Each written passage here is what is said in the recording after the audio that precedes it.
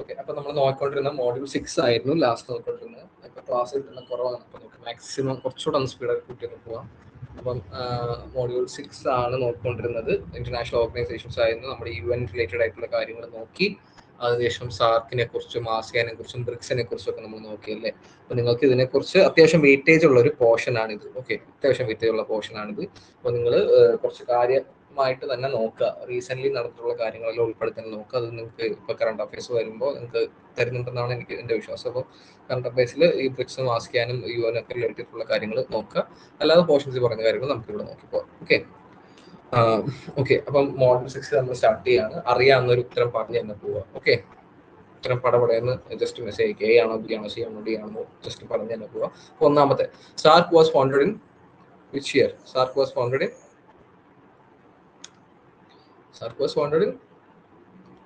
1985 ആണ് കേട്ടോ. D T correct. Okay nice. Okay D 1985 ആണ് കേട്ടോ.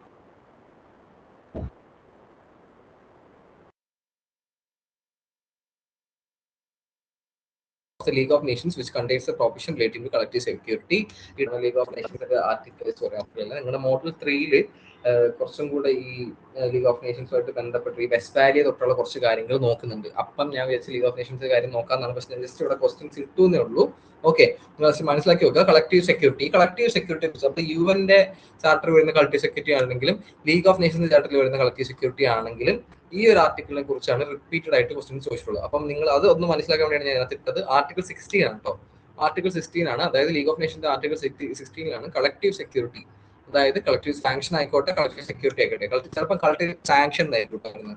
കളക്റ്റീവ് സാങ്ഷൻ ആയിരിക്കും ചിലപ്പോൾ വരിക. അപ്പൊ സാങ്ഷൻ എന്താണ്, സെക്യൂരിറ്റി എന്താണ്, തമ്മിലുള്ള ബന്ധം എന്താണെന്ന് നിങ്ങൾക്ക് തോന്നുകയാണെങ്കിൽ സെക്യൂരിറ്റി, കളക്റ്റീവ് സെക്യൂരിറ്റി എന്താ നിങ്ങൾക്ക് അറിയായിരിക്കും. കളക്റ്റീവ് സാങ്ഷൻ എന്ന് പറഞ്ഞാൽ അതായത് ഇപ്പോൾ ഒരു രാജ്യം ഈ പറയുന്ന ഇന്റർനാഷണൽ എന്തെങ്കിലും ഒരു ലോയോ ട്രീറ്റിയോ ബ്രേക്ക് ചെയ്യുകയാണ്.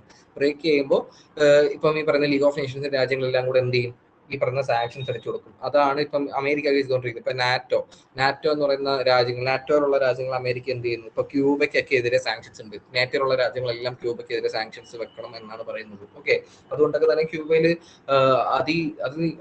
എക്സ്ട്രീമായ പട്ടിണിയും കാര്യങ്ങളൊക്കെ ക്യൂബയിൽ ഉണ്ടെന്ന്. ഓക്കെ, അപ്പൊ അതേ കണക്ക് തന്നെയാണ് യുക്രൈൻ യുദ്ധം നടന്ന ടൈമിൽ യുക്രൈനെതിരെ US സാങ്ഷൻ വെച്ചിരുന്നു. അപ്പം US അലയായിട്ടുള്ള നാറ്റോ രാജ്യങ്ങൾ എന്ത് ചെയ്തു, ഇതേ കണക്കിന് സാങ്ഷൻ വെച്ചിരുന്നു. അപ്പം കളക്റ്റീവ് സെക്യൂരിറ്റി എന്നാവാം, കളക്റ്റീവ് സാങ്ഷൻസ് ആവും. അപ്പൊ ലീഗ് ഓഫ് നേഷൻസിലെ ഈ കളക്റ്റീവ് സെക്യൂരിറ്റി ഓർ സാങ്ഷൻ ഈ സാധനം പറയുന്നത് ആർട്ടിക്കിൾ 16 ലീഗ് ഓഫ് നേഷൻസിന്റെ. Okay, secretary general of UN who was the expert of preventive diplomacy നമ്മൾ കഴിഞ്ഞ വർഷം നോക്കി എന്നാണ് എനിക്ക് തോന്നുന്നത്. ഈ ഡാഗ് ഹാമർസോൾഡ് ആണ് കേട്ടോ. എനിക്ക് പ്രൊനൗൺസിയേഷൻ തെറ്റാവും. സ്റ്റിൽ ഡാഗ് ഹാമർസോൾഡ് ആണ് ഈ പറയുന്ന പ്രിവെന്റീവ് ഡിപ്ലോമസിയുടെ ആള് എന്ന് പറയുന്നത്. റിപ്പീറ്റഡ് ആയിട്ട് ചോദിച്ചിട്ടുള്ള ഒരു ചോദ്യമാണ്. പ്രിവെന്റീവ് ഡിപ്ലോമസി എന്ന് പറഞ്ഞ് ഉദ്ദേശിക്കുന്നൊന്നുമില്ല, അതായത് ഒരു കോൺഫ്ലിക്ട് ഉണ്ടാവുന്നതിന് മുന്നേ പ്രിവെന്റ് ചെയ്യുക. അതായത് ഇപ്പം കോൺഫ്ലിക്റ്റഡ് ആയിട്ടുള്ള പ്രദേശങ്ങൾ ഉണ്ടാകും.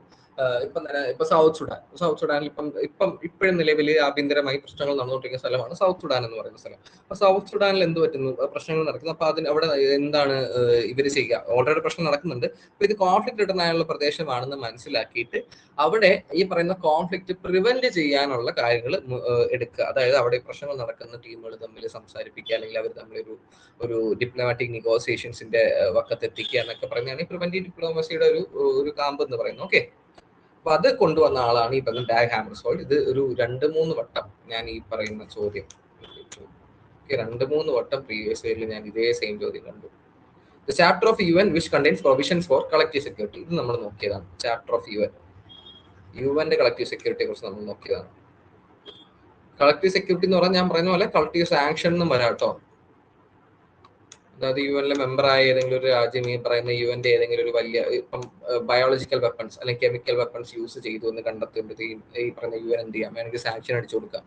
അതായത് ഉപരോധം. ഓക്കെ, സാമ്പത്തികപരമായ ഉപരോധങ്ങൾ ഈ പറയുന്ന രാജ്യങ്ങളുടെ മുകളിൽ അടിച്ചു കൊടുക്കാം. അപ്പം അതിനെയാണ് നമ്മൾ ഈ സാങ്ഷൻ എന്ന് പറയുന്നത്. അപ്പം കളക്റ്റീവ് സെക്യൂരിറ്റി ഓർ സാങ്ഷൻ അത് ഏത് ചാപ്റ്ററിലാണ് വരുന്നത്? ഈ പറയുന്ന ചാപ്റ്റർ സിയിലാണ് കേട്ടോ. ചാപ്റ്റർ 7ലാണ് വരുന്നത് യുവന്റെ. ഓക്കെ,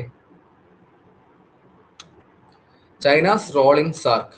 ചൈനയുടെ റോൾ എന്താണ് സാർക്കിൽ? ഇത് നമ്മൾ ഇന്നലെ നോക്കിയതാണ് എന്നാണ് എന്റെ വിശ്വാസം. ഓക്കെ, ഞാൻ പറഞ്ഞിരുന്നു ഈ ഡയലോഗ് പാർട്ണറിന്റെയും ഒബ്സർവറിന്റെയും അല്ലെങ്കിൽ ഈ എന്താണ് ഈ വ്യത്യാസം എന്താണെന്നൊക്കെ ഞാൻ പറഞ്ഞിരുന്നു.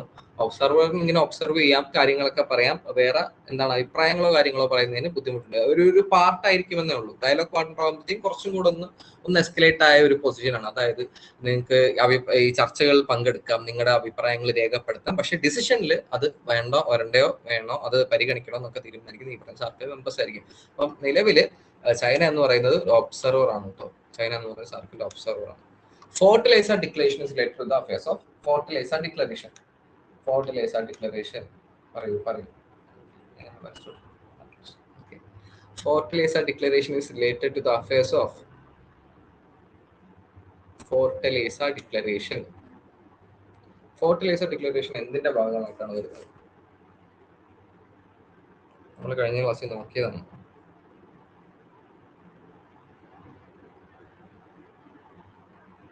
ആരെങ്കിലും ഒന്ന് പറയും ഫെർട്ടിലൈസർ ഡിക്ലറേഷൻ.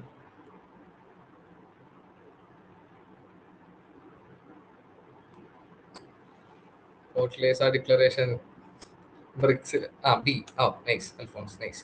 ഓക്കെ, ബി ബ്രിക്സിലാണ് കേട്ടോ. ബ്രിക്സിന്റെ എന്താണ് ഫെർട്ടിലൈസർ ഡിക്ലറേഷൻ വന്നത്? ന്യൂ ഡെവലപ്മെന്റ് ബാങ്കിനെ കുറിച്ച് നമ്മൾ പഠിച്ചില്ലേ? NDB, new development bank. Fortaleza എന്ന് പറയുന്നത് ബ്രസീലിലുള്ള ഒരു സ്ഥലമാണ് ഫോർട്ടിലൈസർ. ഓക്കെ, അവിടെ വെച്ചാണ് ബ്രിക്സിന്റെ ഒരു സമ്മിറ്റ് നടക്കുന്നത്. അങ്ങനെ ആ സമ്മിറ്റ് വെച്ചിട്ടാണ് ഈ പറയുന്ന NDB, അതായത് ന്യൂ ഡെവലപ്മെന്റ് ബാങ്ക് ഫോം ചെയ്യാൻ വേണ്ടി NDB. Okay, nice.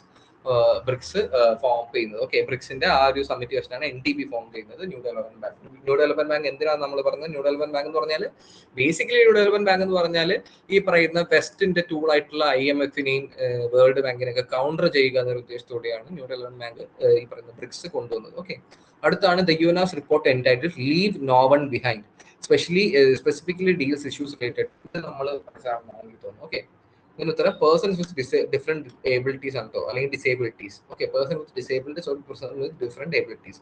ഓക്കെ, യുഎന്റെ ലീവ് നോ വൺ ബിഹൈൻഡ് എന്ന് പറയുന്ന റിപ്പോർട്ട് ഞാൻ നിങ്ങൾക്ക് ഒരു സെപ്പറേറ്റ് PDF അപ്ലോഡ് ചെയ്തിട്ടേക്കാം. ഈ പറയുന്ന ലീഗ് ഓഫ് നേഷൻസിന്റെ ആർട്ടിക്കിളും യുഎന്റെ ഇങ്ങനത്തെ വേറെ റിപ്പോർട്ടുകളുടെ പേരും അതിന്റെ ഉള്ളടക്കം അല്ലെങ്കിൽ അതിന്റെ ടൈറ്റിലും ഒക്കെ വെച്ചിട്ട് ഒരു സെപ്പറേറ്റ് ഒരു സാധനം ഞാൻ അപ്ലോഡ് ചെയ്തേക്കോട്ടെ.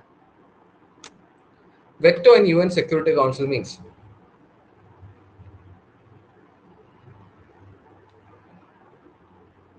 Veto in UN security council means veto എന്താണെന്ന് ഞാൻ പറഞ്ഞിരുന്നു അല്ലേ? ഞാൻ വെറ്റോ എന്താണെന്ന് 2 3 വട്ടം ഒക്കെ പറഞ്ഞതാണ്. അപ്പൊ നിങ്ങൾ ജസ്റ്റ് ഒന്ന് നോക്കിട്ട് ഉത്തരം പറയാം. അമൃത, ഉത്തരം പറയാം. വെറ്റോ അല്ലെങ്കിൽ veto. Okay, veto power. Veto എന്ന് പറയുന്നത് എന്താ അറിയോ? വീറ്റോ എന്ന് പറയുന്നത് ഒരു ലാറ്റിൻ വാക്കാണ്. ലാറ്റിൻ ആണെന്നാണ് വിശ്വാസം. ഓക്കെ,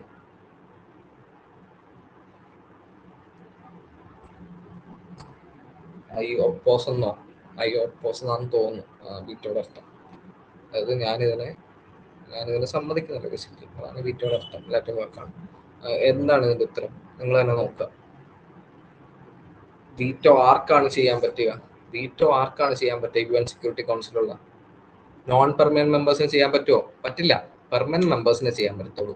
വീറ്റോ എന്താണ്? വീറ്റോ നെഗറ്റീവ് വോട്ടാണ്. ഓക്കെ, വീറ്റോ നെഗറ്റീവ് വോട്ടാണ്. ഡി ആണ് അതിന്റെ ഉത്തരം. ഓക്കെ, ഡി ആണ് അതിന്റെ ഉത്തരം. വീറ്റോ എന്ന് പറയുന്നത് നെഗറ്റീവ് വോട്ടാണ്. പെർമനന്റ് മെമ്പേഴ്സിന് മാത്രമേ വീറ്റോ ചെയ്യാൻ പറ്റത്തുള്ളൂ. ഓക്കെ, അതായത് 5 മെമ്പേഴ്സ് ഉണ്ട്. പെർമനന്റ് മെമ്പേഴ്സ് ആയ 5 രാജ്യങ്ങളുണ്ടല്ലേ? അപ്പൊ 5 രാജ്യങ്ങൾ ഒരു തീരുമാനം എടുക്കുന്നു. 5 രാജ്യങ്ങളല്ല, 4 രാജ്യങ്ങൾ ഒരു തീരുമാനം എടുക്കുന്നു. അപ്പൊ US എന്ന് പറയാണ് ഞാൻ വീറ്റോ അടിച്ചു, ഇത് വേണ്ട.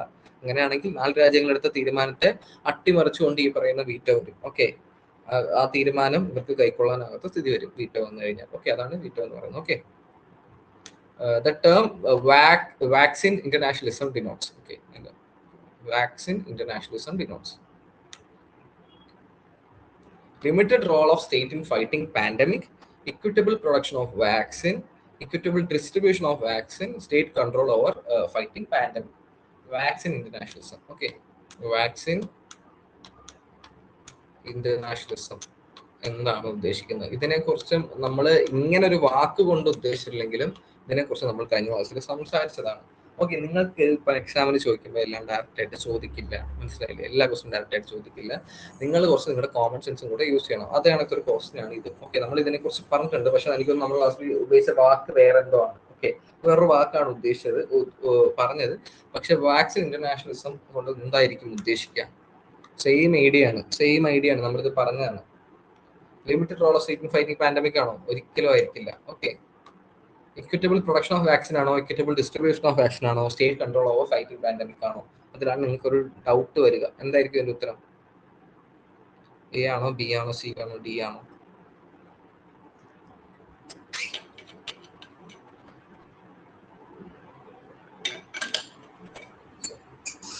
നന്നായിട്ട് നോക്കിയിട്ട് പറഞ്ഞു.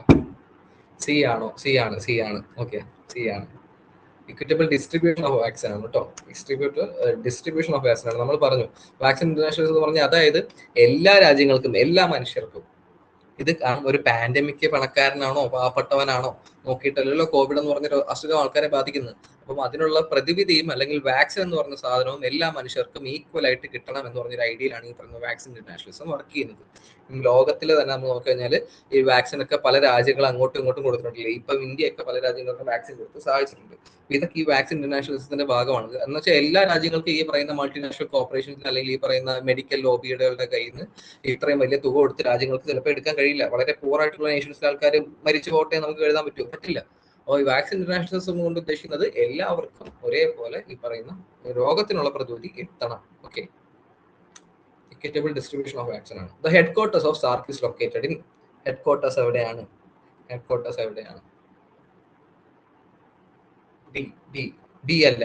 അത് ആ ഒരു ഉത്തരം വരാണെന്ന് ചോദിച്ചത് നമുക്കൊരു ഡൗട്ട് ഉണ്ടാവും ധാക്കയാണെന്ന്. ഓക്കെ, ധാക്കയാണെന്നൊരു ഉത്തരം ഡൗട്ട് ഉണ്ടാവും. പക്ഷെ ധാക്ക അല്ല, കാഠ്മണ്ഡു ആണ്. കാരണം ധാക്കയിൽ വെച്ചാണ് സാർക്ക് ഫോം ആവുന്നത്. ഓക്കെ, 1985 സാർക്ക് ഫോം ആവുന്ന ധാക്ക വെച്ചിട്ടാണ്. എനിക്ക് തോന്നിയ ഒരു ഡൗട്ട് ഉണ്ട്. ഞാൻ കഴിഞ്ഞ ക്ലാസ്സിലും പറഞ്ഞിരുന്നു ആ ഒരു ഡൗട്ട് ഉണ്ടാവരുത് ഞാൻ പറഞ്ഞിരുന്നു.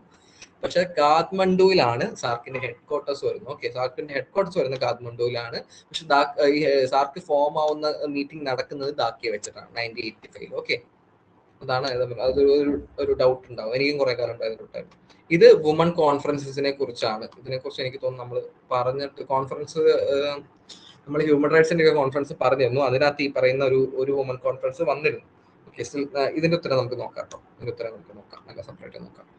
ഓക്കെ, വുമൺ കോൺഫറൻസിന്റെയും ഈ പറയുന്ന ലീഗ് ഓഫ് നേഷൻസിന്റെ ഒക്കെ ഒരു ഡീറ്റെയിൽ ലിസ്റ്റ് വെച്ചിട്ട് ഞാൻ കാരണം അതിനകത്ത് എക്സ്പ്ലെയിൻ ചെയ്യാൻ കാര്യമായിട്ടൊന്നുമില്ല. വുമൺ കോൺഫറൻസസ് UN സ്പോൺസേർഡ് ആയിട്ട് അല്ലെങ്കിൽ UN നടത്തുന്ന വുമൺ കോൺഫറൻസ് പറഞ്ഞാൽ ഈ സ്ത്രീകൾ കാലാതീതമായി അനുഭവിച്ചു വരുന്ന അവരുടേതായ പ്രശ്നങ്ങളുണ്ട്, ഡിസ്ക്രിമിനേഷൻ ഉണ്ട്. അപ്പൊ അതിനൊക്കെ എതിരെ ഒരു ലോകത്തിലെ സ്ത്രീകളെ കൂട്ടായി നിർത്തിക്കൊണ്ടുള്ള പരിശ്രമം പോലെയുള്ള വന്ന ഒരു മൂവ്മെന്റ്സ് ആണ് UN വുമൺ കോൺഫറൻസസ് കൊണ്ട് ഉദ്ദേശിക്കുന്നത്. പല മേഖലകളിൽ പ്രാവീണ്യം തെളിച്ച അല്ലെങ്കിൽ പല മേഖലകളിൽ കഴിവ് തെളിയിച്ച സ്ത്രീകളെ ഒന്നിരിച്ചു കൊണ്ടുവന്ന് സ്ത്രീ ശാക്തീകരണം എന്നൊരു ഉദ്ദേശമാണ് ഈ വുമൺ കോൺഫറൻസ് കൊണ്ട് ഉദ്ദേശിക്കുന്നത്. ഓക്കെ, അപ്പൊ അതിന്റെ ഒരു ലിസ്റ്റ് ഒക്കെ ഞാൻ തരാം. Okay. The organ of the UN which is responsible for coordinating the work of its specialized agencies.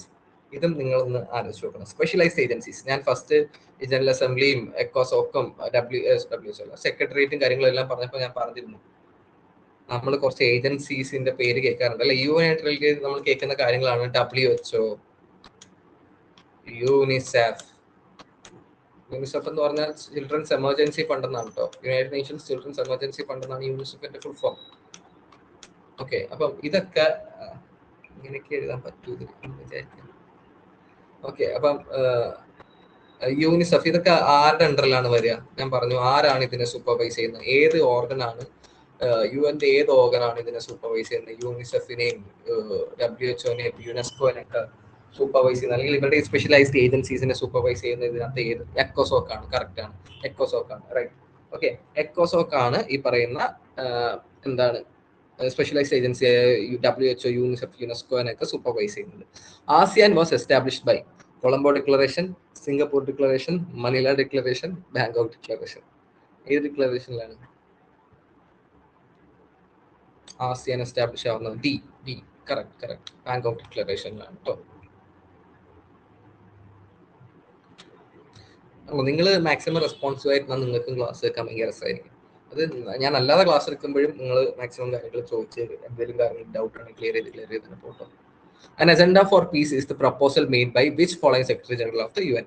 നമ്മൾ ഇത് നോക്കിയാണ് അജണ്ട ഫോർ പീസ്, ലോകത്തിന്റെ സമാധാനത്തിന് വേണ്ടി ഉണ്ടാക്കിയ ഒരു UN ജനറൽ സെക്രട്ടറി ഒരു ഡോക്യുമെന്റ് ആണ് ഈ അജണ്ട ഫോർ പീസ് എന്ന് പറയുന്നത്. അതാരാണ്?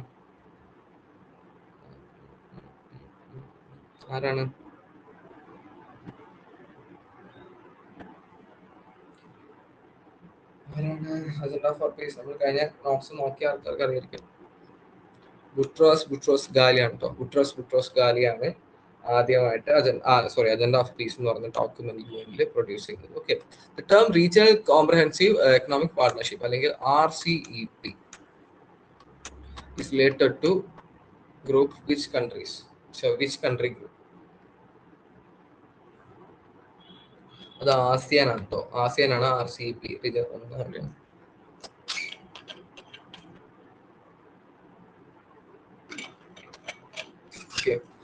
ആസിയാൻ ആണ് റീജിയണൽ കോംപ്രഹെൻസീവ് എക്കണോമിക് പാർട്ണർഷിപ്പ് എന്ന് പറയുന്ന ഈ കൺട്രീസിന്റെ ഗ്രൂപ്പിനെ, അല്ലെങ്കിൽ ഈ പറയുന്ന ഒരു എക്കണോമിക് പാർട്ണർഷിപ്പ് ആണ്. ബേസിക്കലി ഒരു അഗ്രിമെന്റ് ആണ്. ആസിയാനിലെ രാജ്യങ്ങൾ തമ്മിലുള്ള ഒരു അഗ്രിമെന്റ് ആണ്. ഓക്കെ, ആസിയാനിലെ രാജ്യങ്ങൾ മാത്രമല്ല, വേറെ ജപ്പാനും ഓസ്ട്രേലിയ ഒക്കെ ഇതിനകത്ത് വരുന്നുണ്ട്. അപ്പം ഈ ബേസിക്കലി ഇൻഡോ പസഫിക് റീജിയനിലുള്ള രാജ്യങ്ങളുമായിട്ട് trade, people to people connectivity ഒക്കെ ഉറപ്പുവരുത്തുക എന്നാണ് RCEP കൊണ്ട് ഉദ്ദേശിക്കുന്നത്. ഇന്ത്യ ഒരു മെമ്പർ അല്ല RCEPയുടെ. Okay, India is not a member. India is not a member കേട്ടോ. Not a member not member ആണ് കേട്ടോ. ഇന്ത്യ നോട്ട് എ മെമ്പർ ആണ് RCEPയുടെ. ഓക്കെ, അത് മനസ്സിലാക്കി വെക്കാം. ഇന്ത്യ മെമ്പർ ആവാതിരിക്കാനുള്ള കാരണം പറയുന്നത് പറഞ്ഞാൽ, അതായത് ഈ സൗത്ത് ഏഷ്യൻ ഈ പറയുന്ന സൗത്ത് ഈസ്റ്റ് ഏഷ്യൻ രാജ്യങ്ങൾ, ആസിയാനിൽ വരുന്ന സൗത്ത് ഈസ്റ്റ് ഏഷ്യൻ രാജ്യങ്ങളാണല്ലോ. അപ്പൊ സൗത്ത് ഈസ്റ്റ് ഏഷ്യൻ രാജ്യങ്ങളിൽ നിന്ന് വളരെ ചീപ്പായിട്ടുള്ള ഗുഡ്സ് ട്രേഡ് ചെയ്ത് വരാനുള്ള ചാൻസ് ഉണ്ട്. അതേ കണക്ക് ട്രേഡ് ഡെഫിസിറ്റ് ആവാനുള്ള ചാൻസ് ഉണ്ട്. അങ്ങനത്തെ ഉള്ള ഒരു ധാരണയിലാണ് ഈ പറയുന്ന RCEP ഇന്ത്യ സൈൻ ചെയ്യാതെ പൊക്കോണ്ടിരിക്കുന്നത്. Okay, the first BRICS summit was conducted in പറയൂ.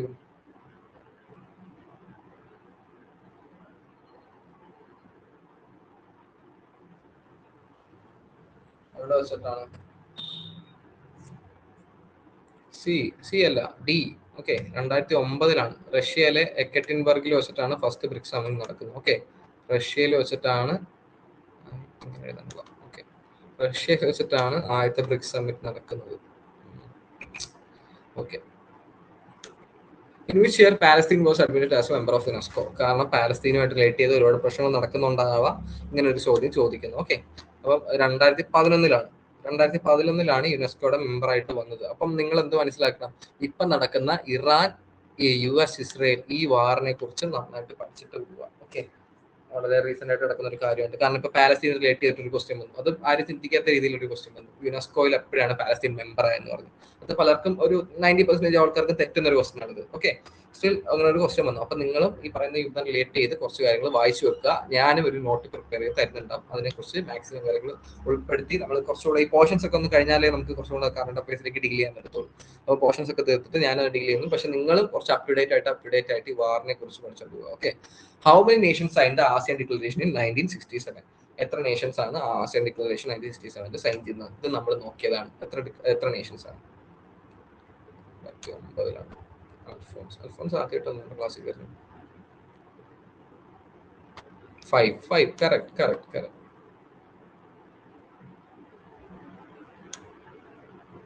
New development bank is associated with, ഞാൻ നേരത്തെ പറഞ്ഞാണ്, അതുകൊണ്ട് ഞാൻ പറയുന്നത് ബ്രിക്സിലാണ്. Okay, new development bank, Fortaleza agreement, ഇതെല്ലാം ബ്രിക്സിലാണ്. 2014 okay, the last territory under UN trusteeship council declare independence. ഇത് ഞാൻ എഴുതി പറഞ്ഞതാണ്. ഓക്കെ, ഇത് ഞാൻ ക്ലാസ്സിൽ എഴുതി പറഞ്ഞതാണ് ഇതിന്റെ ഉത്തരം. കഴിഞ്ഞ ക്ലാസ്സിൽ കേട്ട ആൾക്കാർ ഉണ്ടെങ്കിൽ അവർക്ക് ഇത് ഓർമ്മയുണ്ടാവും. ഞാൻ എഴുതി പറഞ്ഞതാണ്. ലാസ്റ്റ് UN ട്രസ്റ്റിഷിപ്പ് കൗൺസിലിന്റെ ഐഡിയ എന്ന് പറഞ്ഞു കഴിഞ്ഞാൽ, അതായത് ഈ പറഞ്ഞ UN ഫോം ആയതിനു ശേഷം എന്ത് പറ്റുന്നു? UN ഫോം ആയ, അതായത് രണ്ടാം ലോകമായതിനു ശേഷമാണല്ലോ UN ഫോം ആവുന്നത്. അപ്പൊ അതിനുശേഷം എന്ത് പറ്റുന്നു പറഞ്ഞാൽ ലോകത്ത് okay correct. C, thank you Aswathy. Palau ആണ്. ഓക്കെ, പലാവു ആണ് ഈ പറയുന്ന UN ലാസ്റ്റ് ട്രസ്റ്റ് ടെറിട്ടറി ആയിട്ട് എന്താണ് ഇൻഡിപെൻഡൻസ് നേടി വരുന്ന ഒരു രാജ്യം പറഞ്ഞാൽ പലാവു ആണ്. ട്രസ്റ്റ് ടെറിട്ടറിയുടെ അണ്ടർ തന്നെ. അതായത് ഈ പറയുന്ന ഇതിന് ശേഷം ഒരുപാട് ഈ കൊളോണൈസ് ചെയ്യപ്പെട്ടിരുന്ന രാജ്യങ്ങളെല്ലാം എന്ത് പറ്റുന്നു? ഡീകൊളോണൈസ് ആവുന്നു, സ്വാതന്ത്ര്യം കിട്ടിപ്പോകുന്നു. പക്ഷെ എന്നാലും ഈ പറഞ്ഞ രീതിയിൽ ഒരു ഫുള്ളി ഫ്ലെഡ്ജ് ഗവൺമെന്റ് റൺ ചെയ്യാൻ പറ്റാത്ത അവസ്ഥയിലായിരുന്നു പല രാജ്യങ്ങളും. അതിൽ ലാറ്റിൻ അമേരിക്കൻ, ആഫ്രിക്കൻ രാജ്യൻസ് ആയിരുന്നു കൂടുതലും. ഓക്കെ, ഒരു ഭരണം കൊണ്ടുവരണം അല്ലെങ്കിൽ ഡെമോക്രസി അവിടെ സ്ഥാപിക്കാനോ പറ്റാത്ത അവസ്ഥയിലായിരുന്നു. അപ്പൊ UN എന്ത് ചെയ്തു? ഈ ചില രാജ്യങ്ങൾക്ക്, അതായത് ബെൽജിയം ഒക്കെ ആയിരുന്നു കുറെ ഡീൽ ചെയ്തു തോന്നുന്നു. ബെൽജിയത്തിനും ഫ്രാൻസിനും ഒക്കെ എന്ത് ചെയ്തു? ചില പ്രൊവിൻസസ് കൊടുത്തിട്ട് ഇവിടുത്തെ അഡ്മിനിസ്ട്രേഷൻ താൽക്കാലികമായി നിങ്ങൾ നോക്കണം. അതായത് അവിടുത്തെ സാമൂഹിക സാമ്പത്തിക സാഹചര്യം ഉയർന്ന് അവിടുത്തെ ആൾക്കാർക്ക് അവരുടെ ഗവൺമെന്റ് റൺ ചെയ്യാൻ പറ്റുന്ന ഒരു സാഹചര്യം എത്തുമ്പോഴത്തേക്കും നിങ്ങൾ ഇവിടെ നിന്ന് ഒഴിഞ്ഞു പോകണം. നിങ്ങൾ ജസ്റ്റ് എന്താണ് ഒരു ട്രസ്റ്റിയാണ്, നിങ്ങളെ ഏൽപ്പിച്ചിരിക്കുന്ന ഒരു ട്രസ്റ്റിയാണ് basically. Okay, UN trusteeship councillor regions എന്താണ്? നിങ്ങൾ ട്രസ്റ്റിയാണ്. നിങ്ങൾക്ക് ആവശ്യമില്ലാത്ത രീതിയിൽ അവിടെ കയറി ഇടപെടാൻ പാടില്ല. നിങ്ങൾ ട്രസ്റ്റിയാണ്. അവിടുത്തെ കാര്യങ്ങൾ ഒരു അഡ്മിനിസ്ട്രേറ്റീവ് രീതി നോക്കിക്കൊണ്ട് പോവുക. പിന്നെ അവർ ഈ പറയുന്ന സ്വാതന്ത്ര്യം കിട്ടാറാവുന്ന സമയമാകുമ്പോഴത്തേക്ക് അവർക്ക് സ്വാതന്ത്ര്യം കൊടുത്ത് അവർ ഇൻഡിപെൻഡൻസ് ഡിക്ലെയർ ചെയ്ത് പുറത്തു വരും. അങ്ങനെ അവസാനം 1994 1995 വർഷം നോക്കുക, പലാവു ആണ് അവസാനം ഈ പറയുന്ന രീതിയിൽ ട്രസ്റ്റിഷിപ്പ് കൗൺസിൽ സ്വാതന്ത്ര്യം കിട്ടി വരുന്നത്. അതിനുശേഷം ട്രസ്റ്റിഷിപ്പ് കൗൺസിൽ എന്ത് പറ്റി? സസ്പെൻഡ് ചെയ്യപ്പെട്ടു. ഇന്ന് ട്രസ്റ്റിഷിപ്പ് കൗൺസിൽ എന്ന് പറഞ്ഞ ബോഡി നിലവിലില്ല. ഓക്കെ, ഇവൻ 6 ബോഡി ഉണ്ടെന്ന് നമ്മൾ പഠിച്ചു. പക്ഷെ ഇപ്പൊ നിലവിൽ 5 ബോഡിയേ ഉള്ളൂ. ഓക്കെ, 5 ബോഡിയേ ഉള്ളൂ. യുവൻ ട്രസ്റ്റിഷിപ്പ് കൗൺസിൽ നിലവിലില്ല. നിലവിലാകാത്തതിന്റെ കാരണം എന്താണ്? അതിന്റെ ആവശ്യം കഴിഞ്ഞു. ഓക്കെ, അതിന്റെ എന്ത് ഉദ്ദേശം കൊണ്ടാണ് അത് വന്നത്? അതിന്റെ ആവശ്യം കഴിഞ്ഞു, അതുകൊണ്ട് അത് സസ്പെൻഡ് ചെയ്യപ്പെട്ടു. The first SAARC summit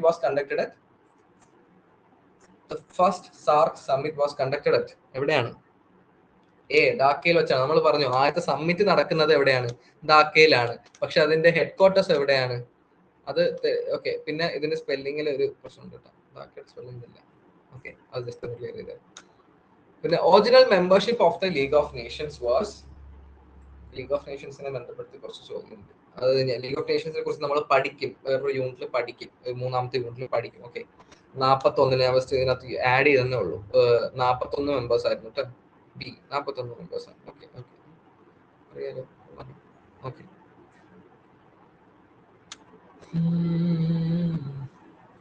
ASEAN emerged as a reaction against dash expansion. ഇതും നിങ്ങളുടെ ഒരു ലോജിക്കലി നിങ്ങൾ ഇതിനെ കുറിച്ച് പഠിച്ചില്ലെങ്കിൽ നിങ്ങൾക്ക് ലോജിക്കലി ആലോചിച്ചാൽ കിട്ടുന്ന ഒരു ചോദ്യമാണ്. ASEAN emerged as a reaction against dash expansion. എന്ത് എക്സ്പാൻഷൻ എതിരെയായിരിക്കും ASEAN emerged ആവുക? ASEAN എന്ന് പറഞ്ഞാൽ സൗത്ത് ഈസ്റ്റ് ഏഷ്യൻ രാജ്യങ്ങളാണ് നമ്മൾ പറഞ്ഞിരുന്നത്. സൗത്ത് ഈസ്റ്റ് ഏഷ്യൻ രാജ്യങ്ങൾ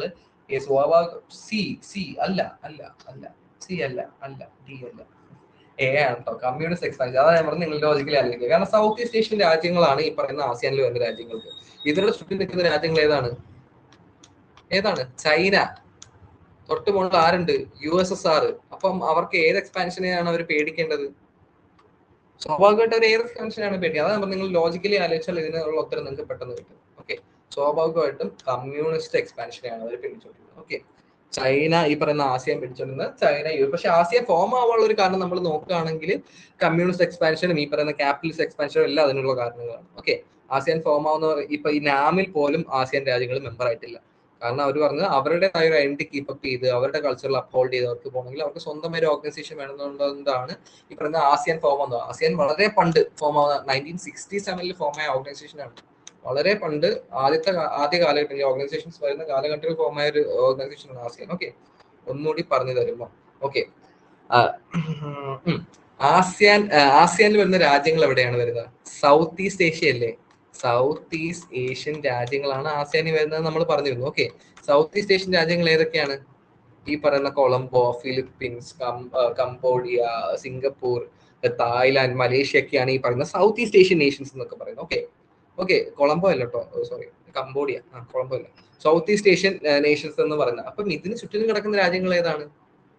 ഏഷ്യയിൽ വരുന്ന രാജ്യങ്ങളാണല്ലോ ബേസിക്കലി. അപ്പം ഇവരാരെയാണ് പേടിക്കുന്നത്? ഇവരുടെ സ്വത്ത് സൈഡിൽ കിടക്കുന്ന ഈ പറയുന്ന ഈസ്റ്റ് ഏഷ്യയിലുള്ള ചൈനയെ പേടിക്കണം. ചൈന ഒരു കമ്മ്യൂണിസ്റ്റ് രാജ്യമായിരുന്നു. ഓക്കെ, അതാണ് തന്നെ അവരുടെ മുകളിൽ കിടക്കുന്ന USSRനെ പേടിക്കണം. ഓക്കെ, ഈ USSRും ചൈനയും കിടക്കുന്ന ഏഷ്യയിലാണ്. ഓക്കെ, അപ്പൊ ഏഷ്യയിൽ കിടക്കുമ്പോൾ അവർ പേടിക്കേണ്ടത് ആരെയാണ്? ഈ പറയുന്ന നോർത്ത് അമേരിക്ക കിടക്കുന്ന അമേരിക്കൻ ക്യാപിറ്റലിസ്റ്റ് എക്സ്പാൻഷൻ ആണോ? ഈ വെസ്റ്റേൺ യൂറോപ്പിൽ കിടക്കുന്ന അല്ലെങ്കിൽ നോർത്ത് അമേരിക്കയിൽ കിടക്കുന്ന ക്യാപിറ്റലിസ്റ്റ് എക്സ്പാൻഷനെ അല്ല അവർ സ്വാഭാവികമായിട്ടും പേടിക്കുക. ഈ പറയുന്ന കമ്മ്യൂണിസ്റ്റ് എക്സ്പാൻഷനെ ആയിരിക്കും. കാരണം USSRും ചൈനയൊക്കെ കമ്മ്യൂണിസ്റ്റ് രാഷ്ട്രങ്ങളാണ്. ഈ പറയുന്ന ASEAനും ചുറ്റും കിടക്കുന്ന ഈ പറയുന്ന സൗത്ത് ഈസ്റ്റ് ഏഷ്യയുടെ ചുറ്റും കിടക്കുന്ന രാജ്യങ്ങളാണ് ചൈനയും USSR എന്നൊക്കെ പറയുന്നത്. ഓക്കെ, അപ്പം അവർ സ്വാഭാവികമായിട്ടും പേടിക്കേണ്ടത് ഈ പറയുന്ന കമ്മ്യൂണിസ്റ്റ് എക്സ്പാൻഷനെയാണ്. ചൈനയും USSR ഒക്കെ കമ്മ്യൂണിസ്റ്റ് രാജ്യങ്ങളാണ്. ഓക്കെ, മനസ്സിലായെന്ന് ഞാൻ വിചാരിക്കുന്നു. 1967 ഫോം ആവുന്നതാണ് ASEAN. Okay, university of peace under UNO situated. ഇത് നമ്മൾ ചർച്ച ചെയ്യാത്തൊരു കാര്യമാണ്. യൂണിവേഴ്സിറ്റി ഓഫ് പീസ് എന്ന് പറഞ്ഞാൽ കോസ്റ്ററിക്കയിലാണ് കേട്ടോ. ഒരു ഈ പറയുന്ന പീസ് റിലേറ്റഡ് ആയിട്ടുള്ള കാര്യങ്ങൾക്ക് സ്വിറ്റ്സർലാൻഡിലല്ല. ഓക്കെ, കോസ്റ്ററിക്കയിലാണ് യൂണിവേഴ്സിറ്റി ഓഫ് പീസ്. ഒരു മിനിറ്റ്.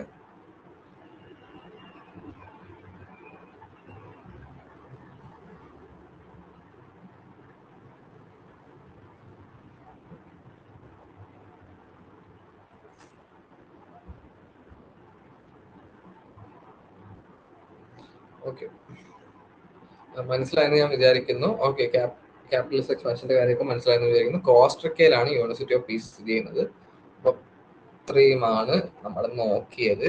ഇത്രയും ഒരു 10-28 ക്വസ്റ്റ്യൻ ഉണ്ട് കേട്ടോ. 9 ക്വസ്റ്റ്യൻ പേപ്പറിൽ ഒരു 10-30ഓളം ക്വസ്റ്റ്യൻസ് ഈ യൂണിറ്റ് 25 ക്വസ്റ്റ്യൻസ് ഒക്കെ വന്നിട്ടുണ്ട്. 9 ക്വസ്റ്റ്യൻ ഉണ്ട്. അപ്പൊ അത്യാവശ്യം ഈ പറയുന്ന രീതിയിൽ വെയിറ്റേജ് ഉള്ള ഒരു സാധനമാണ്. ഇതിനകത്ത് വന്നു പോകാത്ത കുറച്ച് കാര്യങ്ങളുണ്ട്. ഇപ്പൊ ഈ വുമൺ കോൺഫറൻസിന്റെ കാര്യങ്ങൾ. ഓക്കെ, അപ്പൊ ആ കാര്യങ്ങൾ ഡീറ്റെയിൽ ആയിട്ട് ഞാൻ തരാം. നിങ്ങൾ ജസ്റ്റ് ഇത് നോക്കി വെച്ചാലും മതി. നോക്കി വെച്ചാൽ 4 കോൺഫറൻസ് ഉണ്ട്. അത് വെച്ച് തന്നെ നിങ്ങൾക്ക് ക്രോണോളജി ഏകദേശം പിടികിട്ടും. അങ്ങനത്തെ ചോദ്യം വരികയാണെങ്കിൽ. ഓക്കെ, ഫസ്റ്റ് ബ്രേക്ക് സമയത്ത്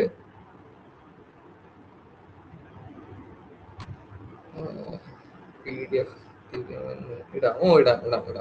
ഞാനിത് ഇട്ടിട്ടുണ്ട് ആക്ച്വലി. ഈ ക്വസ്റ്റ്യൻ പേപ്പറിന്റെ PDF ഞാൻ ഓൾറെഡി അയച്ചു കൊടുത്തിട്ടുണ്ട്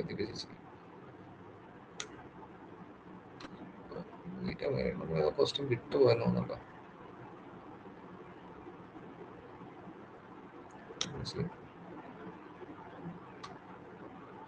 അശ്വതി ക്ലിയർ ആയെന്ന് വിചാരിക്കുന്നു. ക്ലിയർ ആയില്ലെങ്കിൽ വീണ്ടും ചോദിക്കാം, ഞാൻ വീണ്ടും പറഞ്ഞുതരും. ഓക്കെ. നമ്മളൊരു പേജ് വിട്ടുപോയെന്ന് തോന്നുന്നു അല്ലേ? ഓക്കെ, നമ്മളൊരു 3-4 ക്വസ്റ്റ്യൻ വിട്ടുപോയി അതിന്റെ ഇടയ്ക്ക്. Okay, first Asian relations conference was held. Asian relation കോൺഫറൻസും ഈ പറയുന്ന UN-നുമായിട്ട് നേരിട്ട് ബന്ധപ്പെട്ട് കിടക്കുന്ന ഒരു കാര്യമല്ല.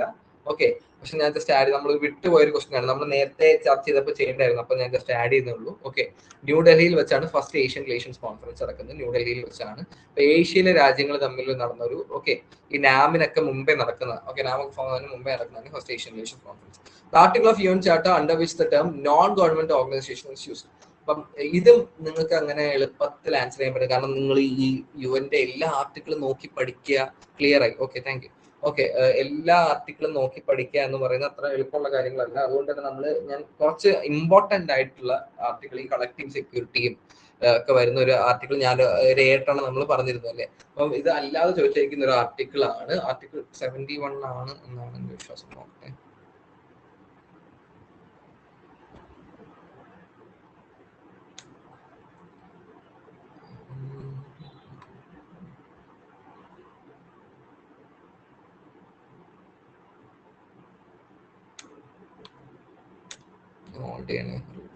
കുറച്ച് മിസ്സായി പോയിന്റ്. പക്ഷെ ആർട്ടിക്കിൾ 71 ആണ്. ഓക്കെ, 71 ആണ് ഇത് പറയുന്നത്. ഓക്കെ, അതേ കണക്കാണ് വേറൊരു ഇൻട്രസ്റ്റിംഗ് ആയിട്ടൊരു ക്വസ്റ്റ്യൻ കിട്ടുപോയി. ആർട്ടിക്കിൾ 71 ആണ് പറയുന്നത്. ഞാൻ പക്ഷെ ഇതിന്റെയൊക്കെ ഡീറ്റെയിൽ ആയിട്ട് നമുക്ക് തരാം. ഓക്കെ, ഡീറ്റെയിൽ ആയിട്ട് തരാം. Action plan of UN related to, നിങ്ങൾക്കറിയില്ല, ഇത് ഒരു കളക്റ്റീവ് സെക്യൂരിറ്റിയുടെ മെഷർ ആണ് കേട്ടോ. ഒരു കളക്റ്റീവ് സെക്യൂരിറ്റിയുടെ മെഷറാണ് ഈ പറയുന്ന ആക്ഷൻ പ്ലാൻ എന്ന് പറയുന്നത്. ആക്ഷൻ പ്ലാൻ എന്ന് പറഞ്ഞാൽ ഒന്നുമില്ല, അതായത് നമുക്കറിയാം UN സെക്യൂരിറ്റി കൗൺസിൽ എന്ന് പറഞ്ഞൊരു 5 മെമ്പർ പെർമനന്റ് ബോഡി ഉണ്ടെന്ന് അറിയാം അല്ലേ? ഈ 5 പെർമനന്റ് ബോഡിക്ക് എന്തെങ്കിലും ഒരു കാരണവശാൽ പ്രവർത്തിക്കാൻ പറ്റാത്ത ഒരു സ്ഥിതി എത്തി. ഓക്കെ, UN-ൽ, കാരണം ഒരു സെക്യൂരിറ്റി കൗൺസിലാണ് ഈ പറയുന്ന UNSC. അതായത് സെക്യൂരിറ്റി റിലേറ്റഡ് ഉള്ള കാര്യങ്ങൾ, ലോകത്തിന് സെക്യൂരിറ്റി റിലേറ്റഡ് ഉള്ള ഒരു ആവശ്യം വന്നപ്പോൾ ഈ പറയുന്ന സെക്യൂരിറ്റി കൗൺസിലെ രാജ്യങ്ങൾക്ക് ഒരു തീരുമാനത്തിലേക്ക് എത്താൻ കഴിയുന്നില്ല, അല്ലെങ്കിൽ അവർക്ക് തീരുമാനം എടുക്കാൻ പറ്റുന്ന സാഹചര്യത്തിലല്ല. അപ്പോഴാണ് ഈ ആക്ഷൻ പ്ലാന് വർക്ക് ആവുക. അതായത് ഈ പറയുന്ന ഡിസിഷൻ ആരിലേക്ക് പോകും?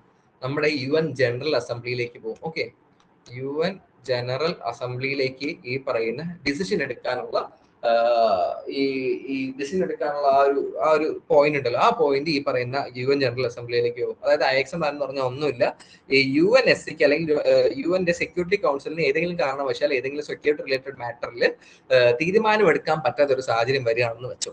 അങ്ങനെ വരികയാണെങ്കിൽ ആ സാഹചര്യത്തിൽ ഈ പറയുന്ന ആക്ഷൻ പ്ലാൻ പ്രകാരം UN-ന്റെ ആ ഡിസിഷൻ ടേക്കിംഗ് പവർ ആരിലേക്ക് പോകും?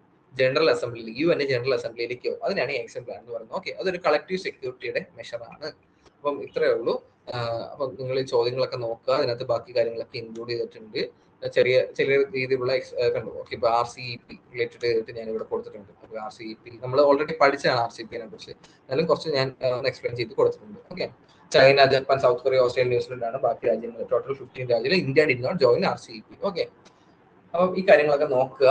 അപ്പൊ ഞാൻ അടുത്ത യൂണിറ്റ് സ്റ്റാർട്ട് ചെയ്യാം. നമുക്ക് സമയം തീരെ കുറവാണ്. ഓക്കെ, അതുകൊണ്ട് ഞാൻ പടപടയെന്ന് പോവാണ്.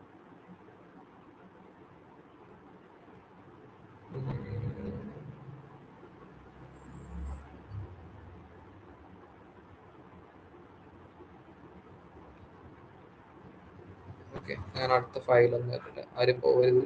അടുത്ത ഫയൽ പോരും.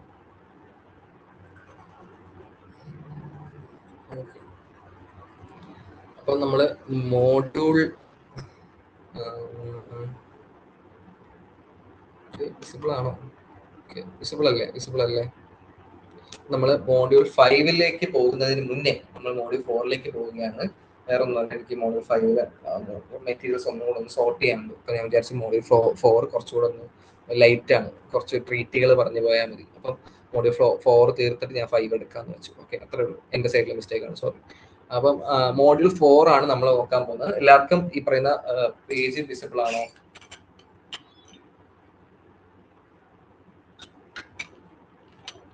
യെസ്.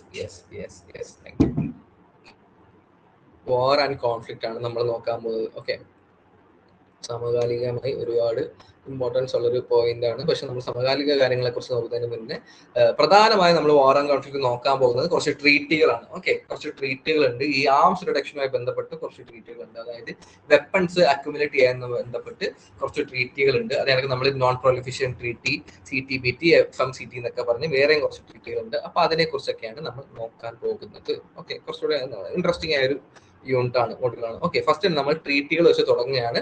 പിന്നെ ടൈപ്സ് ഓഫ് വാർ ഒക്കെ നമുക്ക് നോക്കാം. ടൈപ്സ് ഓഫ് വാർ അത്ര ഇമ്പോർട്ടന്റ് ആയ കാര്യങ്ങൾ. ട്രീറ്റിയും ഈ പറയുന്ന NPT, CTBT, FMCT ഒക്കെയാണ് ഇതിനകത്ത് കുറച്ച് ഇമ്പോർട്ടന്റ് ആയിട്ടുള്ള പോയിന്റ് എന്ന് പറയുന്നത്. അപ്പൊ നമുക്ക് അതൊക്കെ നോക്കിയിട്ട് ടൈപ്സ് ഓഫ് വാർ ഒക്കെ ലാസ്റ്റ് നോക്കാം. ഓക്കെ, അപ്പം ഫസ്റ്റ് ട്രീറ്റിലേക്ക് തുടങ്ങുകയാണ്. 1959 അന്റാർട്ടിക് ട്രീറ്റി വരികയാണ്. Designated Antarctica as a continent solely for peaceful purposes, it declared as natural reserve. Okay, അതായത് അന്റാർട്ടിക്ക എന്ന് പറയുന്ന കോണ്ടിനെന്റിൽ എന്ത് ചെയ്യാൻ പാടില്ല? ഒരു തരത്തിലുള്ള വെപ്പൺ ടെസ്റ്റിനും അല്ലെങ്കിൽ ഒരു തരത്തിലുള്ള ന്യൂക്ലിയർ ബേസ് അല്ലെങ്കിൽ ഏതെങ്കിലും മിലിറ്ററൈസ്ഡ് ആക്കാനോ ഒരു മിലിറ്ററൈസ്ഡ് സോൺ ആക്കി മാറ്റാനോ അന്റാർട്ടിക്ക എന്ന് പറയുന്ന ടെറിട്ടറി യൂസ് ചെയ്യാൻ പാടില്ല. അല്ലെങ്കിൽ അന്റാർട്ടിക്ക എന്ന് പറയുന്ന കോണ്ടിനെന്റ് ഒരു രാജ്യങ്ങൾ യൂസ് ചെയ്യാൻ പാടില്ല എന്ന് പറയുന്ന ഒരു ട്രീറ്റിയാണ് അന്റാർട്ടിക് ട്രീറ്റി എന്ന് പറയുന്നത്. ഓക്കെ, അപ്പം പീസ്ഫുൾ പർപ്പസിന് മാത്രമേ ഉപയോഗിക്കാവൂ എന്നാണ് പറയുന്നത്. ഒരു അതായത് ലോകത്തിന്റെ അന്റാർട്ടിക്ക എന്ന് പറയുന്നത് എന്താണ്? ലോകത്തിന്റെ സ്വത്താണ്. അതേ കണക്ക് തന്നെ നിങ്ങളൊന്ന് ഗസ് ചെയ്താൽ നിങ്ങൾക്ക് മനസ്സിലാകുന്ന കുറച്ച് കാര്യങ്ങളുണ്ടാവും. അതായത് ലോകത്തില് ആർക്കും ഓണർഷിപ്പ്, ഒരു രാജ്യങ്ങൾക്കും ഇത് നമ്മുടേതാണ് എന്ന് പറഞ്ഞ് ഓണർഷിപ്പ് എടുക്കാൻ പറ്റാത്ത കുറച്ച് കാര്യങ്ങളുണ്ട്. എന്താണെന്ന് പറയാൻ പറ്റുമോ? ലോകത്തിൽ എന്ന് പറഞ്ഞാൽ കുറച്ച് കാര്യങ്ങൾ. ഓക്കെ, കുറച്ച് കാര്യങ്ങളുണ്ട്. ഇപ്പം അന്റാർട്ടിക്ക അതേപോലത്തെ ഒരു കാര്യമാണ്. നിങ്ങൾക്ക് ഗസ് ചെയ്യാൻ പറ്റുമോ ബാക്കിയുള്ള എന്തൊക്കെയാണ്? 2-3 എക്സാമ്പിൾ, ഒരു 4-5 കാര്യങ്ങളുണ്ട്. അപ്പൊ അതിനകത്തൊന്നും നിങ്ങൾക്ക് ഒന്ന് ഗസ് ചെയ്യാൻ പറ്റുമോ? വേറെ എന്തൊക്കെയാണ് ഇതേ കണക്ക് പീസ്ഫുൾ പർപ്പസിന് മാത്രം ഉപയോഗിക്കാൻ കഴിയുന്ന ഒരു രാജ്യങ്ങൾക്കും ഞങ്ങളുടെയാണ് എന്ന് അവകാശപ്പെടാൻ കഴിയാത്ത കുറച്ച് പ്രൊവിൻസസ് ഉണ്ട്, അല്ലെങ്കിൽ കുറച്ച് ഏരിയാസ് ഉണ്ട്. പ്രൊവിൻസസ് അല്ലെ, ഏരിയാസ് ഉണ്ട്. ഓക്കെ, ഏരിയാസ് ഉണ്ട്.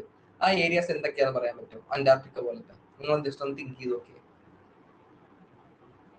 കുറച്ച് ഏരിയാസ് ഉണ്ട് അന്റാർട്ടിക്ക പോലെ പീസ്ഫുൾ പർപ്പസിന് മാത്രം ലോകത്തിലെ എല്ലാ രാജ്യങ്ങൾക്കും ഉപയോഗിക്കാം. പക്ഷെ ഒരു രാജ്യങ്ങൾക്ക് ഇത് ഞങ്ങളുടെയാണ് എന്ന് പറഞ്ഞ് അവിടെ എന്ത് തോന്നിയാസം ഒന്നും കാണിക്കാൻ പറ്റില്ല. അവർക്ക് ഈ പറയുന്ന മിലിറ്ററൈസ് ചെയ്യാൻ പറ്റില്ല, അല്ലെങ്കിൽ വെപ്പൺ ടെസ്റ്റ് ചെയ്യാൻ പറ്റില്ല. അപ്പൊ അങ്ങനത്തെ ഉള്ള കാര്യങ്ങളൊന്ന് അന്റാർട്ടിക്ക പോലുള്ള ഒന്ന് ആലോചിക്കാൻ പറ്റും എന്തൊക്കെയായിരിക്കും?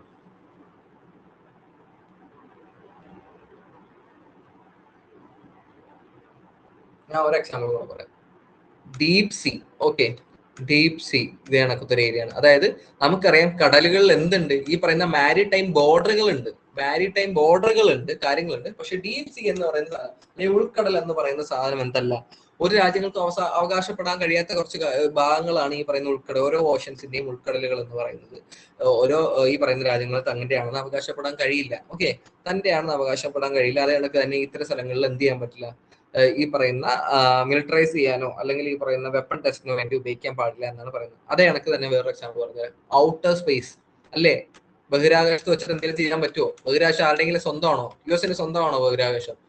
അങ്ങനെ പറയാൻ പറ്റില്ല. ഓക്കെ, അതായത് ബഹിരാകാശം എന്ന് പറയുന്നത് എന്താണ്?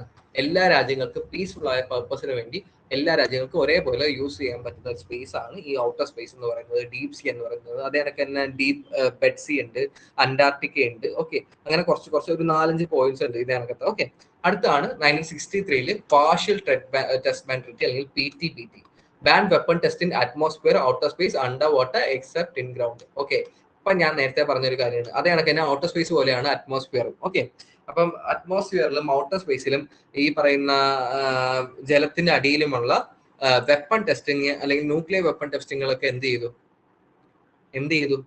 പാർഷ്യൽ ടെസ്റ്റ് ബാൻ ട്രീറ്റി വന്നപ്പോഴത്തേക്കും നിരോധിച്ചു. അങ്ങനെ ചെയ്യരുത്, കാരണം അത് പ്രകൃതിക്ക് ദോഷകരമാണ് എന്ന് മനസ്സിലാക്കിക്കൊണ്ട് പാർഷ്യൽ ടെസ്റ്റ് ബാൻ ട്രീറ്റിയിൽ ഇവരുടെ അറ്റ്മോസ്ഫിയറിൽ മോട്ടോർ സ്പേസിലും അണ്ടർ വാട്ടറിലുള്ള ടെസ്റ്റുകൾ നിരോധിച്ചു. പക്ഷെ അണ്ടർഗ്രൗണ്ടിൽ ചെയ്യാം. ഓക്കെ, അണ്ടർഗ്രൗണ്ടിൽ ചെയ്യാം, അണ്ടർ വാട്ടറിൽ പറ്റില്ല, അണ്ടർഗ്രൗണ്ടിൽ ചെയ്യാം. ഔട്ടർ സ്പേസ് ട്രീറ്റി, അപ്പൊ ഞാൻ നേരത്തെ പറഞ്ഞ പോലെ outer space treaty prohibited deployment of mass destruction including weapons in space. അതായത് ഈ മാസ് ഡിസ്ട്രക്ഷനും, അതായത് chemical weapons, biological weapons, nuclear weapons ഒക്കെ ഈ പറയുന്ന ഔട്ടർ സ്പേസിലേക്ക് ടെസ്റ്റ് ചെയ്യാനാണോ അല്ലെങ്കിൽ ഔട്ടർ സ്പേസിലേക്ക് ലോഞ്ച് ചെയ്തോ ഒക്കെ എന്ത് ചെയ്തു, പ്രൊഹിബിറ്റ് ചെയ്തു. അങ്ങനെ ചെയ്യാൻ പാടില്ല എന്നൊരു സാധനം വരെയാണ്. പിന്നെയാണ് ഏറ്റവും പ്രധാനപ്പെട്ട NPT വരുന്നത്, നോൺ പ്രോലിഫറേഷൻ ട്രീറ്റി വരുന്നു, limit proliferation in nuclear weapons. Okay, NPT വരുന്ന ന്യൂക്ലിയർ പ്രോളിഫറേഷൻ എന്താണെന്ന് നമുക്ക് ഡീറ്റെയിൽ ആയിട്ട് നോക്കാം. ഓക്കെ, ജസ്റ്റ് ഞാൻ ഇപ്പൊ നിങ്ങൾ വർഷം നോക്കാം. നമ്മൾ NPTയും CTBTയും FMCTയും ഡീറ്റെയിൽ ആയിട്ട് നോക്കുന്നത്. അടുത്താണ് Zangger committee, non as nuclear exports committee. Result of NPT maintains and updates a list of equipment, trigger list. Okay, trigger list എന്ന് പറഞ്ഞാൽ ഒരു 1971 NPTക്ക് ശേഷം, അതായത് ന്യൂക്ലിയർ പ്രോളിഫറേഷൻ ട്രീറ്റി വന്നതിന് ശേഷം ഒരു സാങ്കർ കമ്മിറ്റി വരികയാണ്. ന്യൂക്ലിയർ പ്രോളിഫറേഷൻ ട്രീറ്റി എന്ന് പറഞ്ഞാൽ ഒന്നുമില്ല, അതായത് 1967 വരെ ന്യൂക്ലിയർ ആംഡ് സ്റ്റേറ്റുകളായ രാജ്യങ്ങൾക്ക് എന്ത് ചെയ്യാം, ന്യൂക്ലിയർ പവർ ആയിട്ട് തുടരാം. ഓക്കെ, ന്യൂക്ലിയർ പവർ ആയിട്ട് തുടരാം.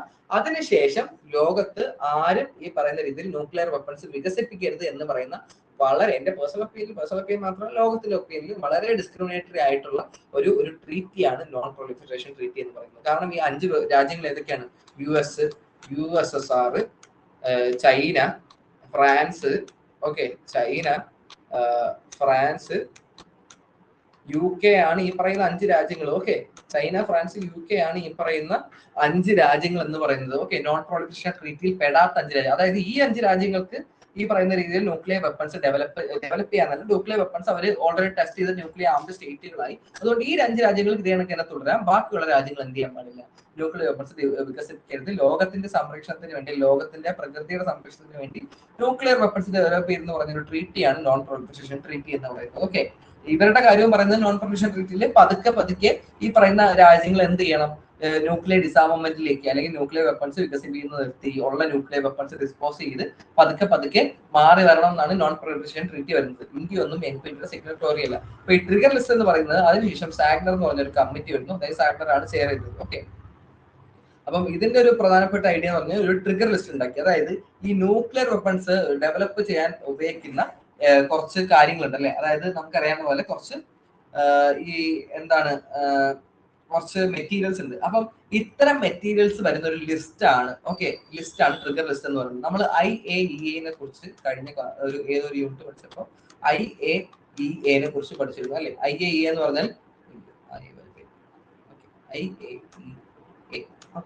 ഇന്റർനാഷണൽ അറ്റോമിക് എനർജി അസോസിയേഷൻ ആണ് IAEA എന്ന് പറയുന്നത്. അതായത് ലോകത്തിലെ ഈ പറയുന്ന അറ്റോമിക് വെപ്പൺസ് ആയിക്കോട്ടെ, അറ്റോമിക് എനർജി സിവിൽ യൂസിന് ആയിക്കോട്ടെ, ഇതിന്റെയൊക്കെ ഈ പറയുന്ന ഈ കാര്യങ്ങൾ, ടെക്നോളജി ആയിക്കോട്ടെ അല്ലെങ്കിൽ സപ്ലൈസ് ആയിക്കോട്ടെ, ഇതൊക്കെ ട്രേഡ് ചെയ്യുന്നത്, സപ്ലൈ ചെയ്യുന്നതിന്റെ ഒക്കെ ഒരു സൂപ്പർവൈസർ ആയിട്ട് വർക്ക് ചെയ്യുന്നതാണ് എന്താണ് AAEA എന്ന് പറയുന്ന ഓർഗനൈസേഷൻ, അല്ലെങ്കിൽ ഇന്റർനാഷണൽ അറ്റോമിക് എനർജി ഓർഗനൈസേഷൻ.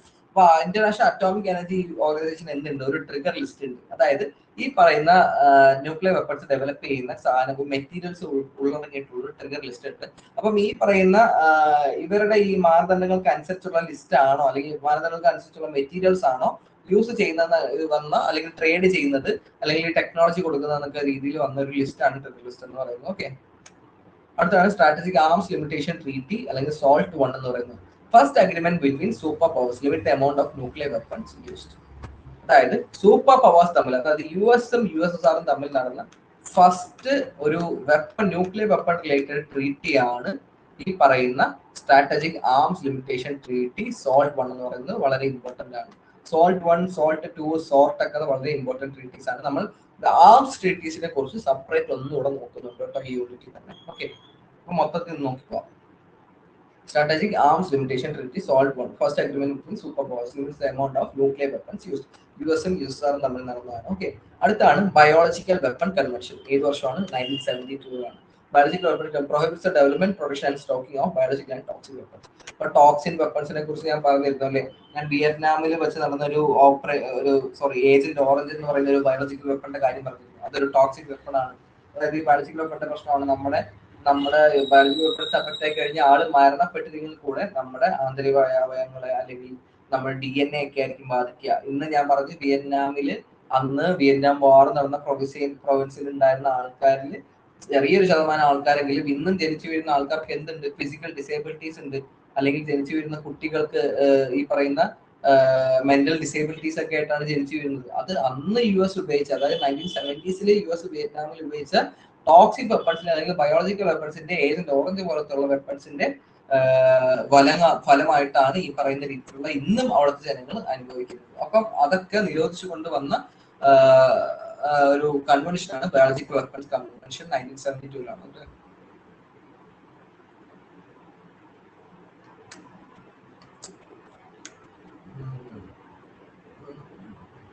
അടുത്താണ് nuclear suppliers group, reduce nuclear proliferation. Okay, ഈ പ്രോളിഫറേഷൻ എന്ന് ഉദ്ദേശിക്കുന്നത് ന്യൂക്ലിയർ വെപ്പൺസ് കൂട്ടുക അല്ലെങ്കിൽ ന്യൂക്ലിയർ വെപ്പൺസ് ടെസ്റ്റ് ചെയ്യുക, ഓക്കെ, സംഭരിക്കുക, അതിനെയാണ് പ്രോളിഫറേഷൻ എന്ന് ഉദ്ദേശിക്കുന്നത്. അപ്പൊ ന്യൂക്ലിയർ സപ്ലൈസ് ഗ്രൂപ്പും ഈ സെയിം ഐഡിയയിലാണ് വരുന്നത്. അതായത് ന്യൂക്ലിയർ സപ്ലൈസ് ഗ്രൂപ്പ് സ്റ്റാർട്ട് ചെയ്യുന്നത് എപ്പോഴാണെന്ന് അറിയോ? അതിനെ ട്രിഗർ ചെയ്തൊരു കാര്യം എന്ന് പറയുന്നത് 1974 ഇന്ത്യയുടെ ന്യൂക്ലിയർ ടെസ്റ്റ് ആണ്. ഓക്കെ, നമ്മുടെ സ്മൈലിംഗ് ബുദ്ധ എന്ന് പറഞ്ഞ് നമ്മൾ പൊക്രാൻ നടത്തിയ ഇന്ത്യയുടെ ന്യൂക്ലിയർ ടെസ്റ്റിന്റെ ഭാഗമായിട്ടാണ് ഈ പറയുന്ന nuclear suppliers group NSG start ചെയ്യാനുണ്ടായ ഒരു ട്രിഗറിംഗ് പോയിന്റ് എന്ന് പറയുന്നത്. ഓക്കെ, ഇപ്പൊ ന്യൂക്ലിയർ സപ്ലൈസ് ഗ്രൂപ്പ് എന്ന് പറയുന്നത് എന്താണ്? ഈ പറയുന്ന ന്യൂക്ലിയർ വെപ്പൺസ് വികസിപ്പിക്കുന്ന അല്ലെങ്കിൽ ടെസ്റ്റ് ചെയ്യുന്നതിനെതിരെ, ഓക്കെ, അല്ലെങ്കിൽ അതിനൊരു കുറെ കണ്ടീഷൻസ് മാനദണ്ഡവും ഒക്കെ വെച്ചുകൊണ്ടുവന്ന ഒരു ഗ്രൂപ്പാണ് ന്യൂക്ലിയർ സപ്ലൈസ് ഗ്രൂപ്പ് എന്ന് പറയുന്നത്. അടുത്താണ് 1979 മൂൺ ട്രീറ്റി. NSA ഒക്കെ ഇമ്പോർട്ടൻ്റ് ആണ് കേട്ടോ. അടുത്താണ് moon treaty, demilitarising moon. Moon treaty എന്ന് പറഞ്ഞാൽ ഒന്നുമില്ല, അതായത് മൂൺ അല്ലെങ്കിൽ ചന്ദ്രൻ എന്ന് പറയുന്നത് ആരുടെയും പ്രൈവറ്റ് സ്വത്തല്ല. നമുക്കറിയാം, കാരണം ഈ അപ്പോളോ മിഷൻ ആയിക്കോട്ടെ, അപ്പോളോ മിഷൻ എന്നൊക്കെ പറയുന്നത് കോൾഡ് വാറിന്റെ ആ ഒരു റേസിൽ, സ്പേസ് റേസിന്റെ ഒക്കെ ഭാഗമായിട്ട് വന്നൊരു മിഷനാണ് അപ്പോളോ റേസ് എന്നൊക്കെ പറയുന്നത്. ഇന്നും ലോകത്തിൽ ഈ പറയുന്ന എന്താണ് അപ്പോളോ മിഷൻ ഒരു US കെട്ടിച്ചമച്ച ഒരു മിഷനാണ് എന്ന് വാദിക്കുന്ന ആൾക്കാർ ഇന്നും ഉണ്ട്. ഓക്കെ, അതായത് മനുഷ്യൻ നീലാംസോങ് ഒക്കെ ചന്ദ്രനിൽ കാലുകുത്തിയിട്ടില്ല, കാരണം അന്നത്തെ ടെക്നോളജി വെച്ചിട്ട് ചന്ദ്രനിൽ പോകാനുള്ള ശേഷി മനുഷ്യനില്ല എന്ന് ഉന്നയിച്ച ആൾക്കാരുണ്ട്, ഇന്നും ഉണ്ട്. ഓക്കെ, കാരണം ഈ ഇടയ്ക്ക് അർട്ടമിസ് എന്ന് പറഞ്ഞിട്ട് US ഒരു എക്സ്പെഡിഷൻ നടക്കുന്നുണ്ട്, അറിയാലല്ലേ? US ഒരു എക്സ്പെഡിഷൻ നടക്കുന്നുണ്ട്. ആ എക്സ്പെഡിഷനിൽ പോകുന്ന ആൾക്കാർ പോലും മൂണിൽ ഇറങ്ങുന്നില്ല ഈ വട്ടം. നിങ്ങൾ ശ്രദ്ധിച്ചിട്ടുണ്ടോ? കാരണം മൂണില് അവർ ലാൻഡ് ചെയ്യുന്നില്ല, അവര് ഇപ്പോഴും റോവറുകളെയാണ് മൂണിൽ യൂസ് ചെയ്യുന്നത്. അപ്പോഴാണ് വീണ്ടും ഒരു സംവാദം അല്ലെങ്കിൽ ചോദ്യങ്ങൾ ആൾക്കാർ ഉയർത്തുന്നത്. ഈ ഇന്നത്തെ കാലത്ത് ഇത്രയും ടെക്നോളജി വികസിച്ച കാലത്ത് പോലും ഈ അർട്ടമൈസ് പോലൊരു പേടകം അയച്ചിട്ട് അതിൽ നിന്ന് മനുഷ്യന്മാർ മൂണിലേക്ക് ഇറക്കുന്നില്ല. US എന്താണ് റോവറുകളെയാണ് അല്ലെങ്കിൽ ഈ പറയുന്ന റോബോട്ടുകളെയാണ് മൂണിലേക്ക് ഇറക്കുന്നത്, ഈ പറയുന്ന സാമ്പിളുകളൊക്കെ എടുക്കാൻ വേണ്ടി.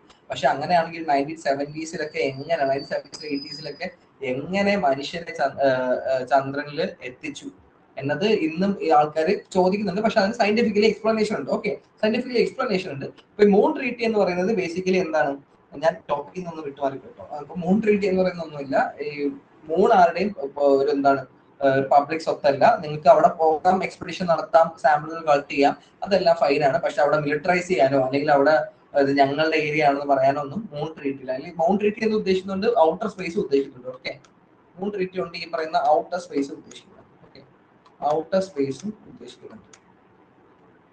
അടുത്താണ് സ്ട്രാറ്റജിക് ആംസ് ലിമിറ്റേഷൻ ട്രീറ്റി 2 അല്ലെങ്കിൽ SALT 2 എന്ന് പറയുന്നത്. Limits the production of long range and ICBM. ICBM എന്ന് പറഞ്ഞാൽ ഒന്നുമില്ല, ഇന്റർ കോണ്ടിനെന്റൽ ബാലിസ്റ്റിക് മിസൈലുകളെയാണ് നമ്മൾ ICBM എന്ന് പറയുന്നത്. ഓക്കെ, അത്രയും എഴുതാനുള്ള സ്ഥലം അല്ലെങ്കിൽ എനിക്ക് ഈ പേര് അത്ര എഴുതാൻ പറ്റും തോന്നുന്നില്ല. ഓക്കെ, ഇച്ചിരി പാടാനുണ്ട്, എൻ്റെ മൗസ് ഇല്ല, അപ്പൊ അതാണ് കുറച്ച്. അപ്പം ഇന്റർ കോണ്ടിനെന്റൽ ബാലിസ്റ്റിക് മിസൈലുകളെയാണ് ICBM എന്ന് പറയുന്നത്. ഓക്കെ, അപ്പം ഇന്റർ കോണ്ടിനെന്റൽ ബാലിസ്റ്റിക് മിസൈൽ എന്ന് പറഞ്ഞാൽ എന്താണ്? ഈ ബഹുദൂര ബാലിസ്റ്റിക്, അതായത് വേറൊരു കോണ്ടിനെന്റ് വരെ ട്രാവൽ ചെയ്യാൻ പറ്റുന്ന ബാലിസ്റ്റിക് മിസൈലുകളെയാണ്, ഈ ന്യൂക്ലിയർ വാർഹെഡ്സിനെയാണ് നമ്മൾ ICBM എന്ന് പറയുന്നത്. ഒന്ന് ഹോൾഡ് ചെയ്യാനേ.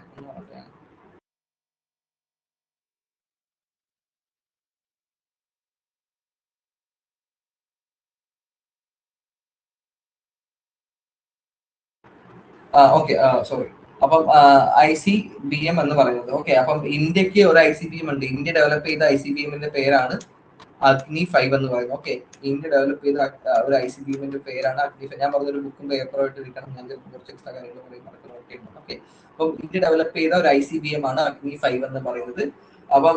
അപ്പം ഈ ICBM ഇതുമായിട്ട് ബന്ധപ്പെട്ട കാര്യം കേട്ടോ, ഇതുമായിട്ട് ബന്ധപ്പെട്ട കാര്യം ഡിഫറൻസ് സാധനമാണ്, ഡിഫറൻറ്റ് ആയിട്ട് എഴുതി വെക്കുക. ICBMന്റെ കാര്യം പറഞ്ഞുകൊണ്ട് ഞാൻ പറഞ്ഞതാണ്. ഓക്കെ, അപ്പം strategic arms limitation treaty SALT 2 വരുന്നു. നമ്മൾ SALT 1 കുറിച്ച് പറഞ്ഞു, ഇപ്പൊ SALT 2 വരുന്നു. അത് ഈ ലോങ് റേഞ്ച് ICBMകൾ മാക്സിമം കുറയ്ക്കുക അല്ലെങ്കിൽ അത് ഡെവലപ്പ് ചെയ്ത്, കാരണം അതെന്താണ് ബാക്കിയുള്ള രാജ്യങ്ങൾക്ക്, അല്ലെങ്കിൽ ഇപ്പം ചൈന ഒരു ICBM ഡെവലപ്പ് ചെയ്ത് കഴിഞ്ഞാൽ അതിന്റെ ത്രെട്ട് ആർക്കാണ്? അത് ഭീഷണി ആർക്കാണ്? ഇന്ത്യക്കല്ലേ. കാരണം ഇന്ത്യയും ചൈനയും തമ്മിൽ എന്തുണ്ട്, പല രീതിയിലുള്ള പ്രശ്നങ്ങളുണ്ട്. ഇന്ത്യക്ക് മാത്രമല്ല, ചൈനയുടെ എന്താണ് ചുറ്റും. ഇപ്പൊ ഇന്ത്യ ഒരു ICBM ഡെവലപ്പ് ചെയ്താലും അത് നമ്മുടെ നെയ്ബറിംഗ് കൺട്രീസിന്, ഇപ്പൊ പാകിസ്ഥാനൊക്കെ എന്താണ് ത്രെട്ടാണ്.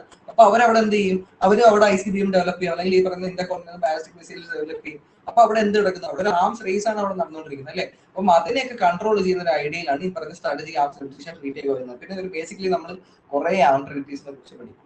പക്ഷെ നമ്മളൊരു 90% ഓഫ് ആം ട്രീറ്റീസ് ഈ പറയുന്ന ലക്ഷ്യത്തിലേക്ക് ഇതുവരെ എത്തിയിട്ടില്ല, ഇനി എത്തുകയുമില്ല. ഓക്കെ, എന്റെ ഒരു പേഴ്സണൽ ഞാൻ ICBM ഒബ്സർവേഷൻ ഒന്നുകൂടി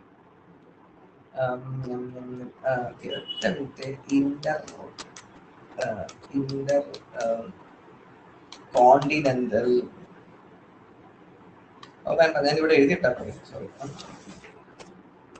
ഇന്റർ കോണ്ടിനെന്റൽ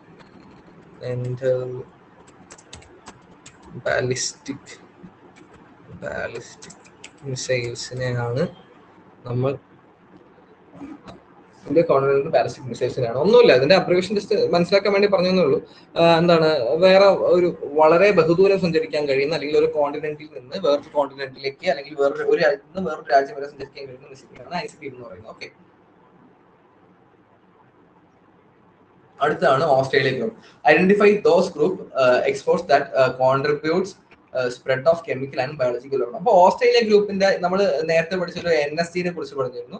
അത് ന്യൂക്ലിയർ വെപ്പൺസിന്റെ കൺട്രോൾ ചെയ്യുക, ന്യൂക്ലിയർ വെപ്പൺസ് ഡെവലപ്പ് ചെയ്യുന്നവരെ എന്താണ് ഈ പറയുന്ന ഡെവലപ്മെന്റും അല്ലെങ്കിൽ ന്യൂക്ലിയർ വെപ്പൺസിന്റെ റേസ് ഒക്കെ കുറയ്ക്കാനാണ് NSCയുടെ ഉദ്ദേശമെങ്കിൽ, ഓസ്ട്രേലിയ ഗ്രൂപ്പിന്റെ ഉദ്ദേശം എന്ന് പറയുന്നത് ഈ പറയുന്ന കെമിക്കൽ ബയോളജിക്കൽ വെപ്പൺസിന്റെ സ്പ്രെഡിനെ കൺട്രോൾ ചെയ്യുക. ഓക്കെ, അപ്പൊ നിങ്ങൾ ആ വ്യത്യാസം മനസ്സിലാക്കുക.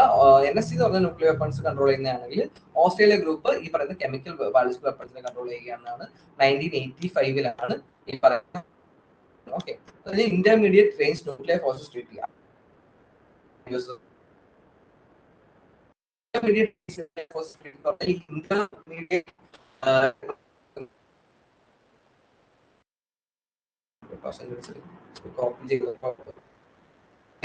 റേഞ്ച് ഫോഴ്സസ് ട്രീറ്റി വർഷം അത് പഠിച്ചിട്ട് 1986 അതായത് ഈ പറയുന്ന ബഹുദൂരം സഞ്ചരിക്കുന്ന ഇന്ത്യ കോണ്ടിനെന്റൽ മിസൈൽസ് ഉണ്ട്, ഈ പറയുന്ന ചെറിയ ദൂരം മാത്രം സഞ്ചരിക്കുന്ന മിസൈൽസ് ഉണ്ട്.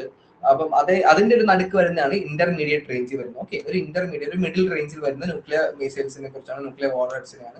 അപ്പൊ അത് കൺട്രോൾ ചെയ്യുന്ന രീതിയിൽ വന്നൊരു ട്രീറ്റിയാണ്. ഓക്കെ, അടുത്താണ് missile tech control regime. Okay, MTCR. അപ്പൊ G7 കൺട്രീസ്, നമ്മൾ ഗ്രൂപ്പ് ഓഫ് 7 കൺട്രീസ് ആണ് G7 എന്ന് പറയുന്നത്. അപ്പം MTCR എന്ന് പറയുന്നത് ബേസിക്കലി ഈ മിസൈൽ റിലേറ്റഡ്, ബാലിസ്റ്റിക് മിസൈലായിട്ട് റിലേറ്റ് ചെയ്തിട്ട് എന്തുണ്ട്, ടെക്നോളജീസ് ഉണ്ട്. ഇപ്പൊ ഡ്രോൺ പോലെയുള്ള, ഓക്കെ, ഇപ്പൊ ഡ്രോൺ പോലെയുള്ള ടെക്നോളജിയാണ് ഞാൻ എക്സാമ്പിൾ ആയിട്ട് പറയാം. അപ്പൊ മിസൈൽ ടെക് കൺട്രോൾ ഈ ഡ്രോൺ പോലെ, അതായത് ഈ പറയുന്ന ന്യൂക്ലിയർ വെപ്പൺസ് ക്യാരി ചെയ്യാൻ പറ്റുന്ന ഡ്രോൺ പോലെയുള്ള, അല്ലെങ്കിൽ ഈ ന്യൂക്ലിയർ വാർഹെഡ്സ് റിലേറ്റഡ് ആയിട്ടുള്ള ടെക്നോളജീസ് ട്രാൻസ്ഫർ ചെയ്യുന്ന, രാജ്യങ്ങൾ തമ്മിൽ കൈമാറുന്നത് ഉള്ളത്, അതിനെ കൺട്രോൾ ചെയ്യാൻ ബേസിക്കലി ഉള്ള ഒരു റെജൈമാണ്.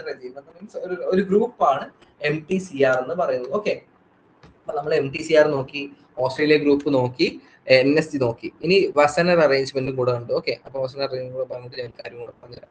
1991 strategic arms reduction treaty start 1. Okay, successor of SALT. അപ്പൊ SALT 1 SALT 2 പഠിച്ചു. അപ്പൊ അതിനുശേഷം വരുന്നതാണ് start 1 strategic arms reduction treaty, limits on strategic offensive arms. അപ്പം സെയിം തന്നെ ഈ ബാലിസ്റ്റിക് മിസൈലുകൾ, ന്യൂക്ലിയർ വെപ്പൺസ് ഒക്കെ കുറയ്ക്കാൻ. അപ്പൊ നിങ്ങൾ ഇതിനകത്ത് മനസ്സിലാക്കേണ്ടത് ഈ SALT 1ന്റെ, SALT 1ന്റെ, SALT 2ന്റെ, പിന്നെ ഇനി SORT എന്ന് പറഞ്ഞൊരു കാര്യം വരും, ഇതാണ് START 2 വന്നത്. അപ്പൊ ഇതിന്റെ ക്രോണോളജി പഠിച്ചു വെക്കുക എന്നാണ് ഇതിനകത്ത് ഇമ്പോർട്ടന്റ്. ഓക്കെ, 1993, 1991 ആ വർഷവും ക്രോണോളജിയും പഠിച്ചു വെക്കുക. നിങ്ങൾ ICBMന്റെ എന്താണോ അങ്ങനത്തെ ഈ അഗ്നി 5 ഒക്കെ നിങ്ങൾക്കൊരു അഡീഷണൽ ഇൻഫർമേഷന് വേണ്ടി പറഞ്ഞാണ് അഗ്നി 5ന്റെ കാര്യമൊക്കെ. അപ്പൊ നിങ്ങൾ ബേസിക്കലി ഈ കാര്യങ്ങൾ നോക്കേണ്ടത് ഇതിന്റെ ക്രോണോളജിയാണ്.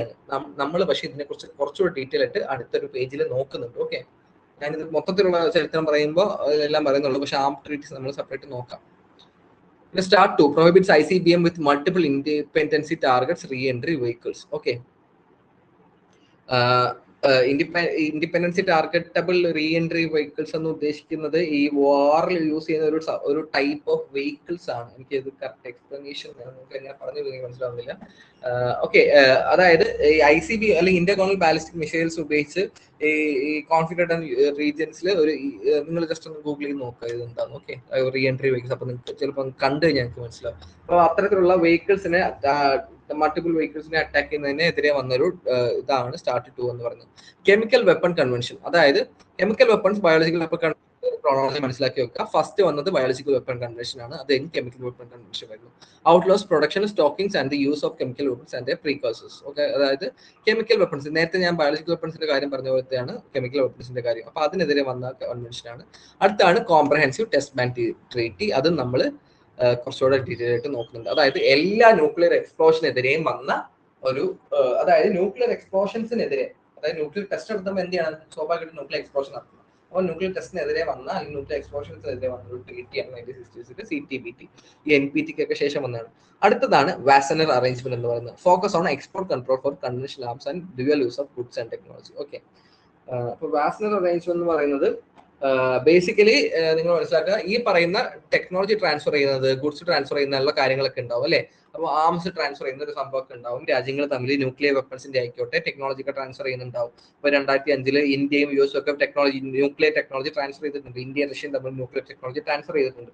അപ്പം ഈ വാസനർ അറേഞ്ച്മെന്റിന്റെ പ്രധാന ഉദ്ദേശം എന്ന് പറയുന്നത് ഇത്തരത്തിലുള്ള ട്രാൻസ്ഫറൻസ് അല്ലെങ്കിൽ ട്രാൻസ്ഫറുകൾക്ക് കുറച്ചുകൂടെ ട്രാൻസ്പെറൻസി ഉറപ്പുവരുത്തുക, അല്ലെങ്കിൽ സുതാര്യത ഉറപ്പുവരുത്തുക. ഓക്കെ, കുറച്ചുകൂടെ ട്രാൻസ്പെറൻസി ഉറപ്പുവരുത്തുക, കുറച്ചും കൂടെ ഈ പറയുന്ന ട്രാൻസ്ഫർ ചെയ്യുന്ന രാജ്യങ്ങളെ റെസ്പോൺസിബിലിറ്റി ഉറപ്പുവരുത്തുക എന്നതാണ് ഈ പറയുന്ന വാസനർ അറേഞ്ച്മെന്റ് ഉദ്ദേശം എന്ന് പറയുന്നത്. അപ്പോൾ ഇതിനകത്ത് ഒരു പോയിന്റ് കൂടെ ഞാൻ പറഞ്ഞുതരാം, നിങ്ങൾ എവിടെ എഴുതി വെച്ചോ.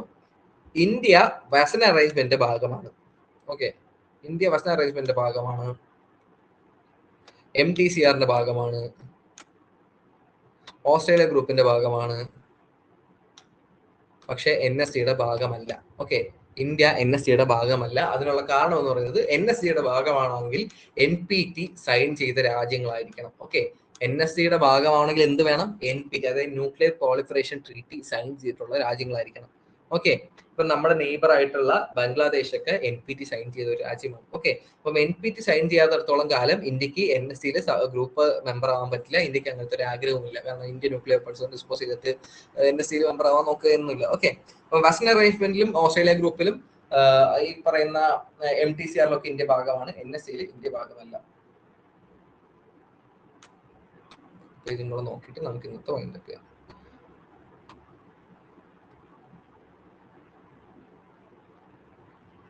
ഓക്കെ, അതായത് പെലിൻഡാബ ട്രീറ്റി എന്ന് പറഞ്ഞൊരു ട്രീറ്റി വരെയാണ്.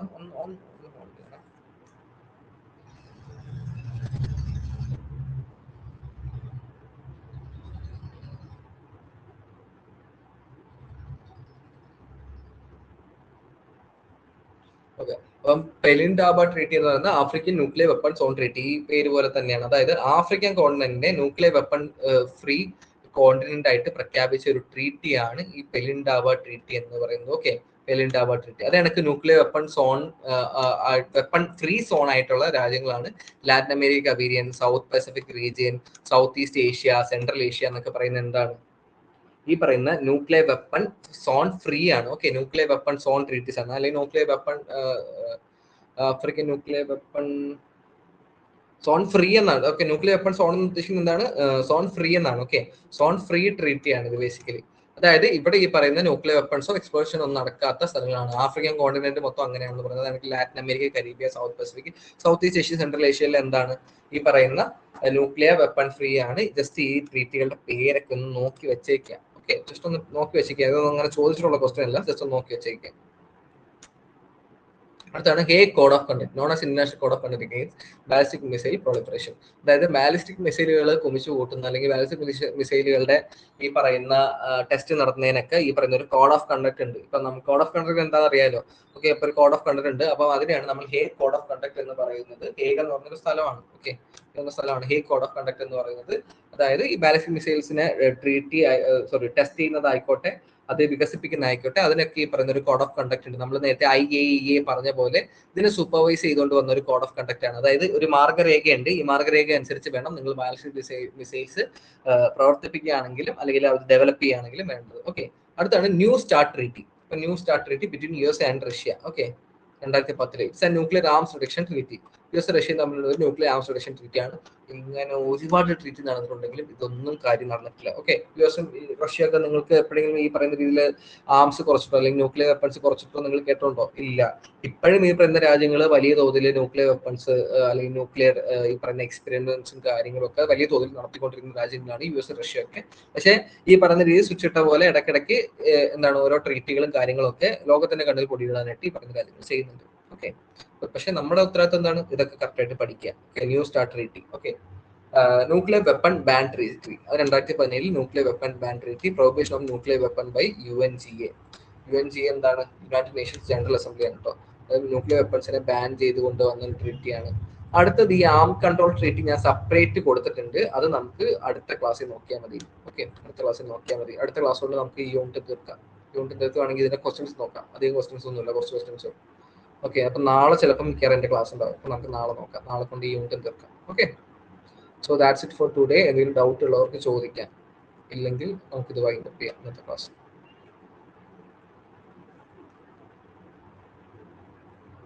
ഈ PDF ക്വസ്റ്റ്യൻസ് ഉറപ്പായിട്ട് ഇട്ടിരിക്കും. ഞാൻ ഓൾറെഡി ഇട്ട് കൊടുത്തിട്ടുണ്ട്.